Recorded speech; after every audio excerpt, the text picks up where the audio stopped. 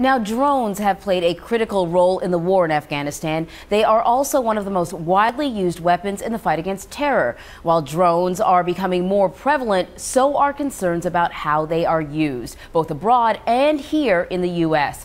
Today, a judiciary subcommittee will hold a hearing focusing on the domestic use of these unmanned flying machines. So joining us this morning is Brian Montopoli, national reporter for CBSNews.com. He has just written 2 articles on the many issues related to drones. Brian, thanks for coming in this morning.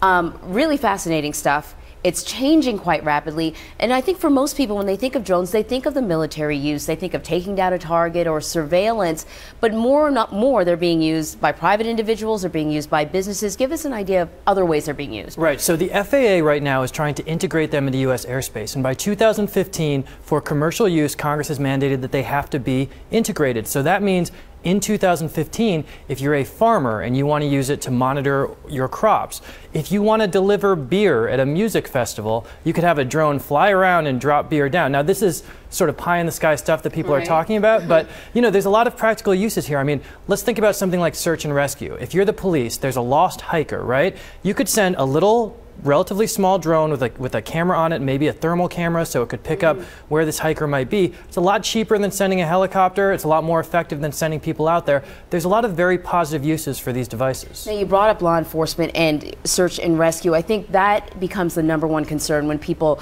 hear about drones being used here. Will police officers be able to fly a drone over my backyard and see if I'm getting a suntan? Is that how they, first of all, law enforcement, they're using drones now, correct? They've started to use drones. The FAA has put in some waivers for law enforcement to use drones, and in a few places they are using them. Now, you speak to folks who use them and say, we don't use them that much for surveillance, but that is the concern. I mean, you think about sort of a big brother concern, right?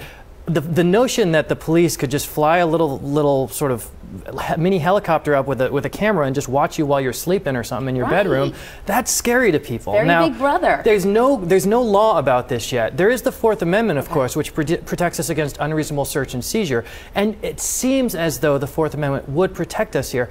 But that's not enough for states or the federal government. Already 4 states have passed laws limiting the use of drones by police. The federal government is now looking at that. That's part of what this congressional hearing is about. It's about, we should get some laws that say at the very least, if they don't have a warrant, the police should not be using a drone to keep their eye on you. So the 4th Amendment may not be enough because it doesn't specifically say the word drone, or what's the issue? There's so many issues, right? I mean, and it's not just about police, it's about individuals too. I mean, let's say I want a drone to look at my backyard, right? I want to keep an eye on my flowers. Right. Well, maybe that drone is also going to be able to see into my neighbor's backyard who's, you know, sunbathing. I mean, right? And there's all of these issues around this. It's you take the issues that we have with standard cameras and then imagine a bunch of cameras flying through the air. I mean, you know, you could go way up in the air, you could have thermal imaging, you would know where people are in their homes. This is just, you know, untrod territory. Now, it's very important, though, that people realize there's a lot of positives to this technology. It's just we have to figure out how to use it in a way that doesn't impinge on civil liberties. And that's what this Judiciary Committee will be looking into.